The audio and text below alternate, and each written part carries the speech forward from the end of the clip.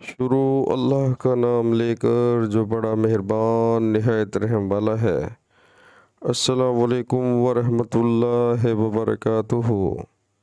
ए याकूब की औलाद, मेरे वो एहसान याद करो जो मैंने तुम पर किए थे, और उस इकरार को पूरा करो जो तुमने मुझसे किया था। मैं इस इकरार को पूरा करूँगा जो मैंने तुमसे किया था, और मुझी से डरते रहो। सुबहान अल्लाह। प्यारे मुसलमानों, अल्लाह ताला हमें कुरान पाक तर्जुमे के साथ सुनकर उस पर अमल करने की तौफीक अता फ़रमाए।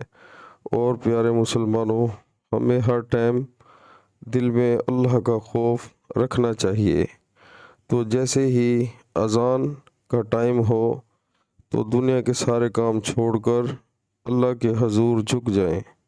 इसी में हमारी सलाह है और इसी में हमारी फलाह है।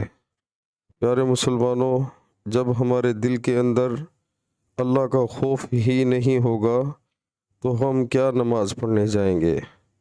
तो कुरान पाक में आता है कि जो नमाज नहीं पढ़ेगा उसको दोज़ख में डाला जाएगा।